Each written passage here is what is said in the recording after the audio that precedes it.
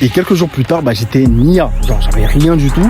Et du coup, je lui ai dit, mon frérot, c'est comment, tu peux me rendre les 5 € ou pas? Il m'a regardé bizarre. En même temps, comme t'es jugé à ta capacité à créer de la valeur. C'est-à-dire que quand tu n'as pas d'argent, tu te respectes pas. Un homme de 50 ans qui a déjà plein d'enfants et tout. Le gars, on le traite comme un moins que rien parce qu'il n'est pas capable, en fait, d'en imposer financièrement. Et c'est triste.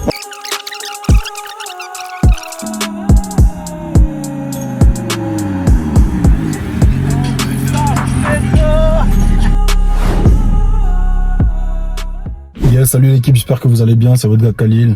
Bienvenue sur cette nouvelle vidéo. Donc je suis très content de vos retours sur la dernière vidéo. Et je tenais à vous remercier en continuant à partager justement ce type de contenu. Donc on va continuer dans les vlogs, ok. Et du coup, là aujourd'hui j'ai pris quelques notes, ok, parce que j'ai beaucoup de choses à dire et je pense que c'est des choses qui peuvent vraiment vous apprendre. Donc on va se promener un peu, donc suivez-moi. Donc là l'équipe, on est dans un quartier qui s'appelle Nicole Hills, ok, je vais vous montrer un tout petit peu à quoi ça ressemble. Il y a quelques semaines j'étais du coup au Canada, donc à Montréal, plus précisément dans le quartier d'Hampstead, qui est un quartier un peu huppé. Et là c'est un autre quartier huppé mais des États-Unis, ok, donc là on est en Oklahoma. Ok, donc plus précisément à Nicole Hills, ok. Donc let's go, on va regarder ça un peu, on va essayer de ne pas mourir. Ok, quel soleil. Life is crazy les gars. Bon là j'ai un petit stabilisateur que j'arrive pas à stabiliser, donc désolé si des fois la caméra elle bouge. Oh, ok, donc we good. Donc ce dont je voulais parler dans cette vidéo, c'est tout simplement ce qui m'a fait débuter l'entrepreneuriat, ce qui a fait que aujourd'hui, je peux tout simplement promener dans des espaces comme ça. Je sais pas si vous voyez un peu, hein. Comme je vous dis, désolé si des fois ça bouge un peu trop. Donc ce que vous devez savoir en fait, c'est tout simplement que moi il y a quelques années de cela, donc moi j'avais 15 ans, ça remonte quand même, mais bon voilà. Moi j'étais quelqu'un, je pensais pas vraiment aux sous. Vous voyez ce que je veux dire? Je pensais pas vraiment aux sous. Je me suis même surpris un jour à me demander carrément si je voulais une Lamborghini, etc. Parce que j'en avais vu une, il me semble, sur Paris, un truc comme ça. Je me suis demandé si c'était quelque chose qui aurait pu m'intéresser. Et je me suis surpris à me dire que non, en vrai pas du tout. Totalement. Yeah, that's it. Yeah. Donc, ouais, je me suis dit du coup, ça m'intéresse pas forcément en fait, tu vois. Après j'étais jeune, je vivais chez les darons, c'était pas quelque chose qui m'intéressait. Et avec l'âge, j'ai très vite compris que c'était quelque chose qui allait être important dans ma vie et que si je voulais vraiment être libre, fallait que j'en ai pas mal dans la poche, ok. Et en grandissant en fait, j'ai commencé à comprendre ce qu'était le manque d'argent, tout simplement. C'est-à-dire que moi, par la grâce de Dieu, j'ai pas manqué de grand chose quand j'étais petit. C'est-à-dire les parents sont toujours occupés de nous, etc., etc. Je suis pas à plaindre à ce niveau-là, tu vois, par la grâce de Dieu. Mais j'ai quand même senti un manque de liberté parce que, on va dire vers 18 ans, 19 ans, tu commences à avoir des potes qui commencent à avoir des sous, à s'acheter des petits Abercrombie, à s'acheter des petits trucs et tout. Et moi, je pouvais pas suivre le mouvement, tu vois. Très tôt, on va dire à partir de 16 ans, j'ai arrêté de demander de l'argent aux darons. C'était pas quelque chose qui me drivait réellement, donc j'ai arrêté de leur demander des sous. Et comment dirais-je, et j'ai essayé de faire des sous par moi-même, quoi. Donc j'avais acheté un scooter à l'époque. Ma daronne carrément, elle avait dit revends-le immédiatement. Donc du coup j'étais obligé de le rendre, donc je l'ai vendu par la suite. Mais sinon je faisais Uber Eats avec, ok. Et par la suite, quand j'ai eu l'âge de travailler en parallèle de mes études, ce que j'ai fait, c'est tout simplement que j'ai travaillé au McDo. Et là, j'ai commencé à avoir mes premiers sous, tout simplement. Mais moi, en fait, le déclencheur qui m'a dit, ok, là, tu dois réellement commencer à avoir un peu dans ta poche pour pouvoir au moins ne plus avoir honte. C'est un jour, je me rappelle, j'étais allé en boîte avec des frérots à moi. Je pense même pas qu'ils se reconnaîtront et tout. J'avais pas beaucoup d'argent. J'avais vraiment rien. J'avais peut-être 30 € dans la poche. Un truc comme ça. On est parti, on a dépensé et tout. Et il y a de mes potes, il m'avait demandé 5 €. C'est une dinguerie, hein. C'est une dinguerie cette histoire. Il m'avait demandé 5 €. Je lui ai dit, ok, y a pas de souci. Et quelques jours plus tard, j'étais nia. Genre, j'avais rien du tout. Et c'était bizarre. Et du coup, je lui ai dit, mon frérot, c'est comment, tu peux me rendre les 5 € ou pas? Il m'a regardé bizarre. Enfin, même pas regardé, c'était en message. Il a dit, gros. Je crois qu'il a screené carrément. Il a dit, bro, t'abuses. Et là, j'ai pris une claque. Je me suis dit, non, sérieusement, plus jamais, genre, ce type de situation va m'arriver. Tu vois ce que je veux dire?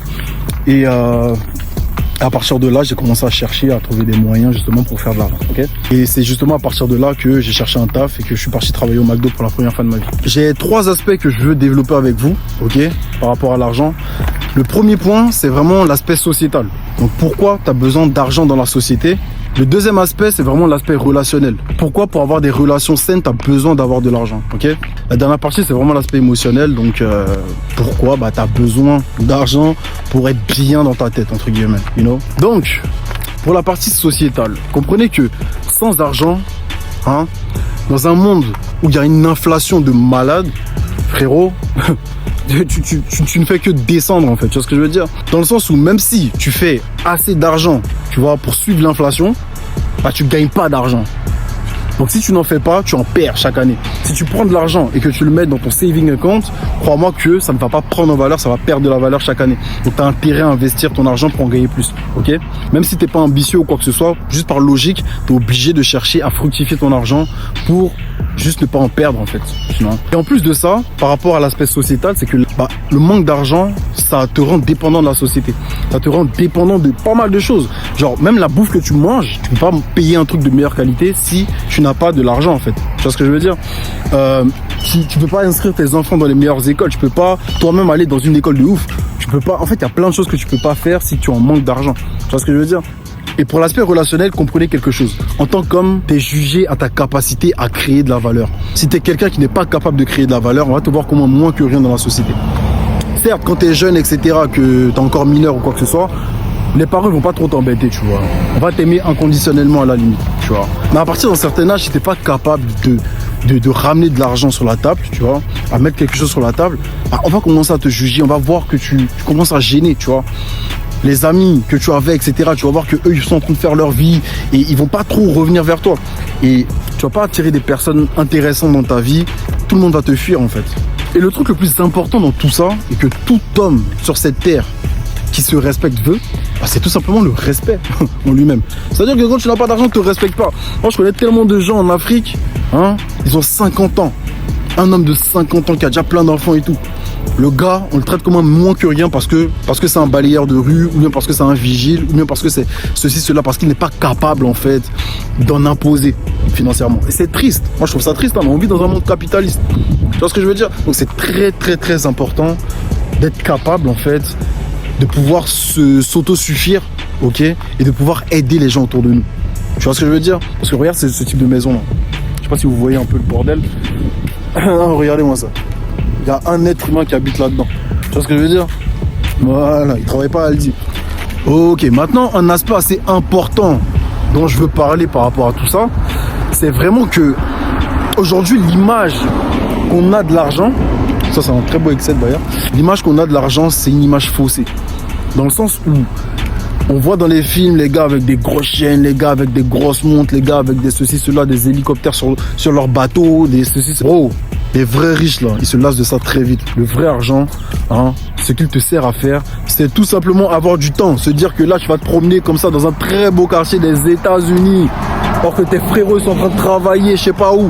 Et c'est ça le vrai argent en fait, gagner du temps, pouvoir envoyer de l'argent au daron au début du mois. Tu vois ce que je veux dire? Se dire que tu peux aider toi, tes proches, ta communauté, tes enfants, mais aussi voyager, changer de voiture, changer de lieu d'habitation. En tout cas, moi à titre personnel, ce qui me plaît le plus dans l'argent, hein, hormis le fait que moi je suis passionné d'entrepreneuriat, mais j'en parlerai à la fin de la vidéo, c'est le fait en fait de pouvoir dire merde à n'importe qui.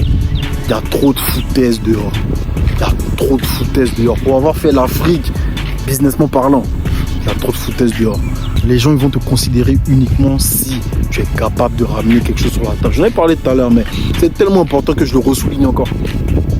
Les gens vont te regarder par rapport à la montre que tu portes. Les gens vont te parler d'une certaine manière par rapport à la voiture que tu as. Je n'ai pas dit que la vie d'employé c'est quelque chose de néfaste ou quoi que ce soit. Mais à la fin de la journée, si tu veux vraiment être aligné et avoir du temps pour toi, parce que 80% des employés n'aiment pas ce qu'ils font, on se dise la vérité, il faut que tu commences à investir dans quelque chose qui peut tourner pendant que tu dors. Et ça, c'est la réalité. Bon, moi, juste pour rappeler un peu mon parcours, comme je vous ai dit la dernière fois dans l'autre vidéo, c'est que moi, j'ai commencé par des petits boulots, donc McDo, métro, etc., etc. Et on m'a très vite parlé du MLM, je me suis lancé dedans, ça marchait relativement bien, genre 600 € par mois, c'était de la merde, très honnêtement. Mais après on m'a parlé de dropshipping là-dedans, mais comme mon mindset était déjà on, ça fait que je me suis lancé directement dedans, j'ai pris 6 mois avant de gagner de l'argent, et quelques mois plus tard j'ai fait plus de 850 000 euros de chiffre d'affaires. C'est incroyable. Quand je parle de ça aujourd'hui, les gens me disent non, mais bro, c'est chiffré. C'est chiffré, c'est acté, tout est là. Et tout ça, ça part du fait que je suis passé à l'action. Tu vois ce que je veux dire? Ça fait que j'ai attiré certaines personnes dans ma vie, ça fait que mon entourage a changé, ça fait que aujourd'hui je connais des gars qui sont dans n'importe quel secteur, tu vois, que ce soit dans le pétrole, que ce soit dans l'or, que ce soit dans l'immobilier, que ce soit dans le cajou, que ce soit dans l'EVR, que ce soit dans le trading, que ce soit dans... C'est ça en fait le truc, tu vois. C'est ça la magie du fait de passer à l'action. Et franchement aujourd'hui vous me voyez dans un beau quartier comme ça, franchement il y a quelques années je pouvais même pas penser à tout ça en fait. Et ça c'est vraiment grâce à Dieu. Et c'est important aussi de rester croyant les gars, parce qu'il n'y a rien qui vient de nulle part. C'est pas la nature qui a agencé tous ces trucs là. Même juste un arbre, c'est un miracle. Donc imaginez un lampadaire, une dinguerie comme ça, c'est un miracle en fait. Donc restez vraiment concentrés, essayez de comprendre un peu les lois de l'univers, qu'est-ce qui fait en sorte que les choses fonctionnent. Ok, la loi du don, la loi de la réciprocité, la loi de l'attraction, toutes ces lois en fait, c'est hyper important de connaître ça. Anyway, je m'éloigne du sujet. Aujourd'hui les gars, comprenez qu'on vit dans un monde où on a la chance d'avoir internet, ok. Internet c'est vraiment la porte ouverte à n'importe quel business. Moi dites-vous que je vendais des collants en Suède.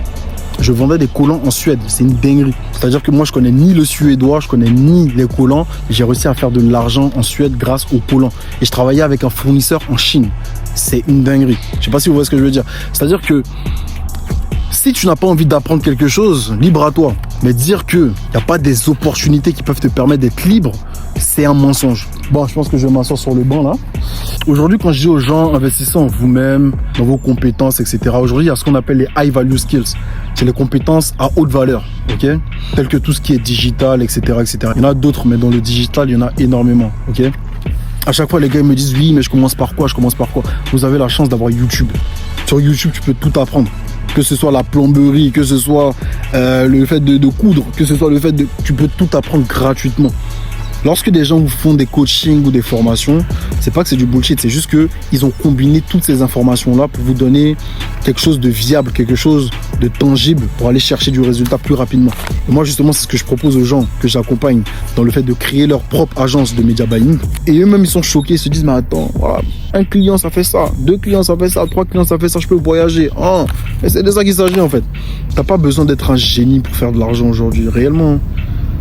Faut juste être capable de se remettre en question, d'accepter de nouvelles informations et surtout d'être ouvert d'esprit, tu vois. Bon, petit mot de la fin de cette vidéo, je me suis un peu éparpillé, mais bon, comme d'habitude, hein, et si vous aimez ça, n'hésitez pas à me le dire, c'est que vous n'avez qu'une seule vie. Quand tu as qu'une seule vie, tu n'as pas le droit de passer à côté d'opportunités que tu pourrais regretter quand tu n'auras plus la force de faire certaines choses, ok? Quand tu as la vingtaine, quand tu as la trentaine, tu es jeune. Quand tu as la quarantaine, tu es jeune. Quand tu as la cinquantaine, même tu es jeune. On va dire que c'est à partir de 65 ans, 70 ans, etc. que ça devient un peu compliqué. Mais avant ça, tu as totalement la possibilité de refaire ta vie carrément. Maintenant, ils ont refait leur vie à des âges assez avancés, tu vois. Donc, ne sous-estime pas le passage à l'action. Hein. N'hésite absolument pas à apprendre au quotidien. Et comprends que, en tant qu'homme surtout, si tu n'as rien dans les poches, tu ne seras pas respecté. Même la go que tu veux là, elle risque de te mettre sur le côté. En plus de ça, tu n'auras pas confiance en toi, tu vois. Il y a des endroits où tu vas pas te sentir à ta place. Et ça va juste te créer de la frustration, tu ne seras pas bien en fait. You know. En tout cas, celles et ceux qui veulent lancer leur premier business digital et commencer enfin à être libre, thank you. N'hésitez pas à m'envoyer un message, ok, directement sur mon Instagram que je vais laisser quelque part ici. Sinon, directement dans les commentaires. Et surtout, n'hésitez pas à me dire si vous avez kiffé la vidéo, si vous kiffez toujours ce format. Proposez des idées de sujets, n'hésitez absolument pas. Là, bon, ces derniers temps, j'ai pas trop le temps parce que je bouge un petit peu partout. Mais n'hésitez absolument pas à me proposer des idées de sujets, les gars, ok. Voilà, on va en faire plusieurs comme ça. Donc, c'était Khalil Hustle, en ensemble. Cheers.